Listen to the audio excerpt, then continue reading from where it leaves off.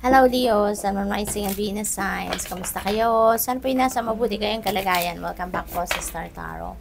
Kung bago kayo rito, welcome din kayo. Thank you for your support. I truly appreciate it. God bless you all. At kung hindi pa po kayo nakakapag-subscribe, subscribe po kayo sa ating channel. Thank you.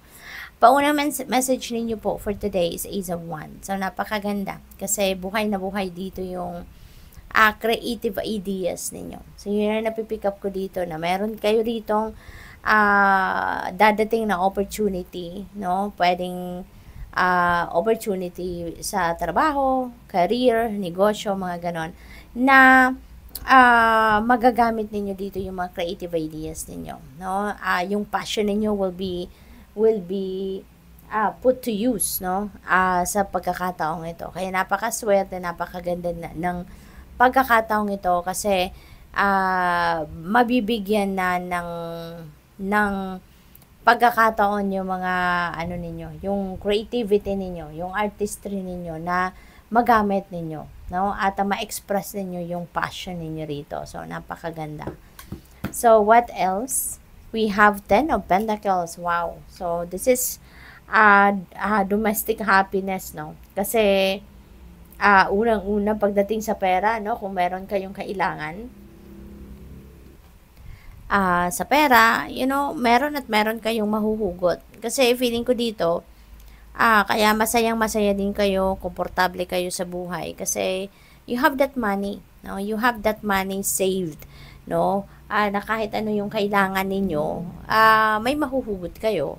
Diba? Kung ano man ang pangangailangan ninyo na pwedeng na pagkakagastusan ninyo, meron at meron kayong mapagkukunan ng pera. Kaya masaya kayo, komportable kayo, no? Pwede rin ang iba sa inyo rito, baka tawag dito, meron pinag-uusapang inheritance, no? So baka meron na kayong mamanahin, no? At ang mamanahin ninyo maaari ngayon yan na yung pinag-uusapan ng pamilya, alin ang kung kanino, 'di ba? At saka yung yung mga papeles siguro, baka yan ang anuhan na ninyo ngayon, inaasikaso niyo na sa ngayon. Knight of Pentacles. Ayan. So, si Knight of Pentacles naglalakad lang, no? Kasi yung Pentacles energy, earth energy, mabagal talaga, no? Mabagal yun, no? Yung galawan, mabagal yung transition, kung mayroon mga transition na magaganap yung ganon. Pero ang maganda rin dito, kasi parang merong opportunity dito para sa inyo na pwedeng pagkaperahan, no? Na pwedeng maging source of income ninyo or related sa inyong finances, pero hindi kayo yung nagmamadali. Hindi kayo yung nagra-rush na kunin yung kung ano man ang opportunity na to or i-grab ang opportunity na to kasi nga siguro ang gusto ninyo rito ang gusto ninyo rito pag-isipan mabuti, pag-aralan muna, you just want to study muna, 'di ba? Yung mga ganon. Kaya napakaganda.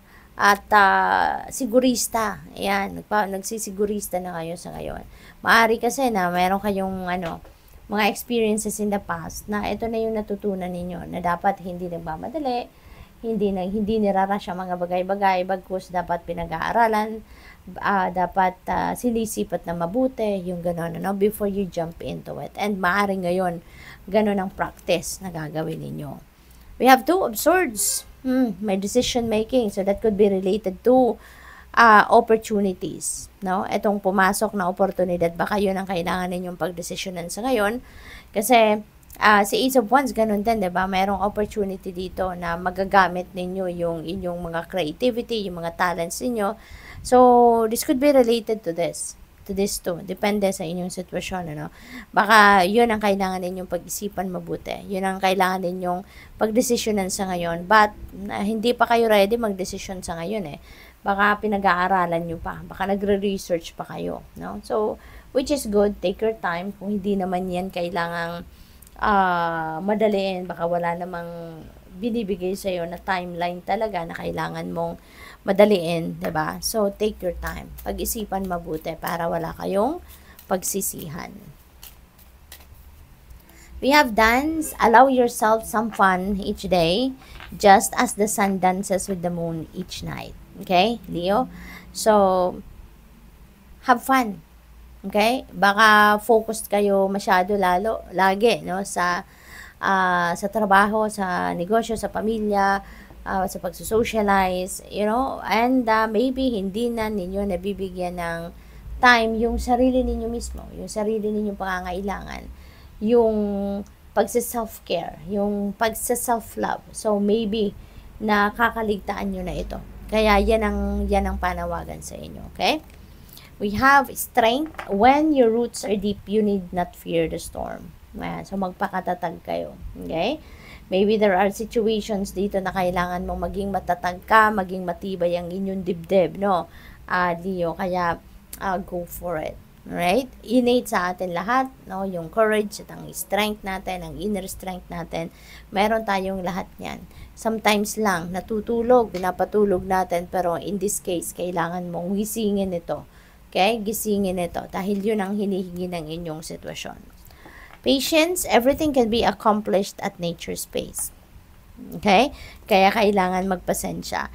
And it feels like to me na ito yung pinapractice na ninyo sa ngayon with the Knight of Pentacles. Hindi ko dito nagmamadala, hindi nga kayo tumatakbo dito diba? Naglalakad lang kayo, parang lazy walking lang. So, parang you are really having patience sa ngayon. You are taking time at maaari talaga na kalmado kayo na nag-iisip, nagdidiskarte, nagmumuni-muni, 'di ba?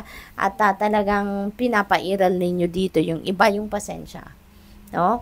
At hindi kayo yung nagpo-push ng kung ano yung gusto ninyong mangyari na agad-agad, may gusto kayong ma-accomplish ka agad-agad, yung ganon.